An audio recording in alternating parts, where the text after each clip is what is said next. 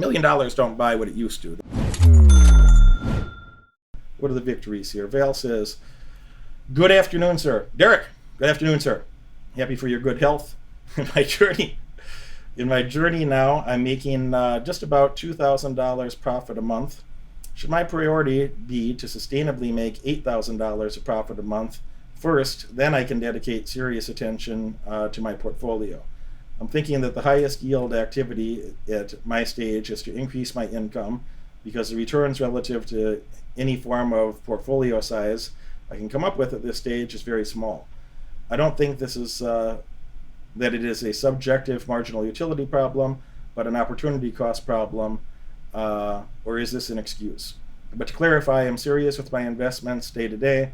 Having a 6.7 cent cup of coffee instead of $1.50. Please advise. Thank you for your time. I mean, it makes sense for a younger person to go, look, the average millionaire, $1 million is not a lot of money, folks. Anybody here that thinks that's a lot of money either is like, how much real estate can you buy in New York, in San Francisco? I don't know who the fuck would want to live in San Francisco, by the way, but how much real estate can you buy in San Francisco at $1 million? It's like an extremely average home, just a very average nothing home. That's $1 million in San Francisco. And $1 million in New York is like a studio apartment in Harlem or something. It's like a studio apartment in Harlem that, if you walked outside, you're going to smell 100% chance you're going to smell weed smoke and or hookah every time you walk outside of your $1 million place in Harlem. So $1 million don't buy what it used to. That's everybody here is capable of being a millionaire and should be a millionaire in their future. And you're going to need to have a lot more than $1 million. That's a good stepping stone, That's a good landmark where you're not stressed about how you're going to pay your power bill or your cell phone bill this month, but you still got a lot of work to do, okay? But the average millionaire has 7 streams of income. They made that money from at least 7 streams of income. 7, not 1 or 2.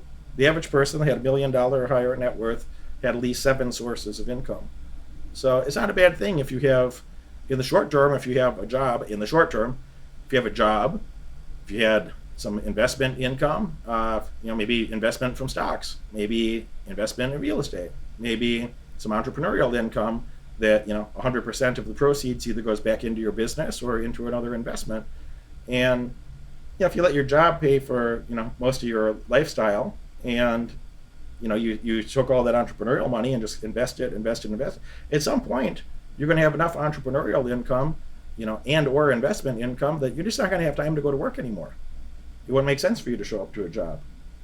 So I don't think it's a bad thing. For those of you that have a job, that's okay.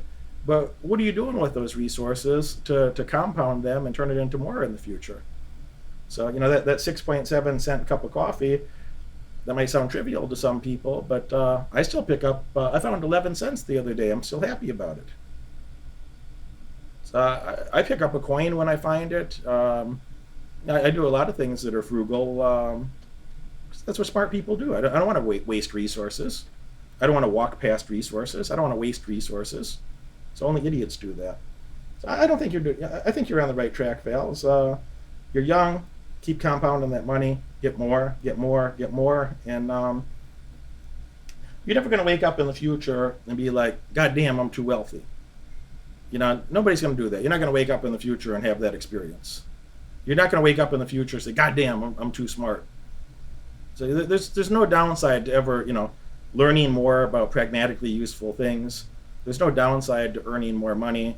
There's no downside to having other high quality people around you in life. You're never going to wake up and say, man, my friends are too good for me. I'm just a loser, I wish I had more loser friends. That's the way, that would be the thought. Man, my friends are too great. I wish I had more loser friends.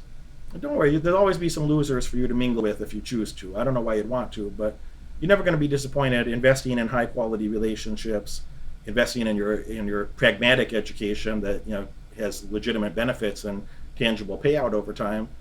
And you're never going to feel disappointed because you made too much money. There's 3 things you're never going to ever going to be disappointed if they did any of those 3 things. So hang in there for a minute. Don't be ashamed of being frugal. I don't think you are, by the way, or you wouldn't have said the 6 cents cup of coffee thing. Don't be ashamed to be frugal. I don't like to waste money on anything. I enjoy spending money. I make a lot of money. It doesn't hurt if I spend a lot of money. That's fine. I spend a lot of money. I enjoy spending money. But I also make sure that I'm making more than I'm spending. I also make sure that whatever I'm doing is sustainable. And, for a long time, for 20 years, I was a lot more frugal than I am today. Right? I put myself in a position that if I like something, I can go have it. I don't have to wait around much. So I want you to be in that position too. And you're probably doing the right thing, sir. If you are or are on your way to be a millionaire or multimillionaire, probably going to want to spend time with my clients. Probably going to want to have a personal relationship with me so we can accelerate that process, get you living up to your maximum potential, earning your maximum wage. You're going to want to click that follow button. You're going to want to click that bell and get notifications. Tune in every Friday. Tune in every Monday. You're going to love what you see. I look forward to having you as a client in the future.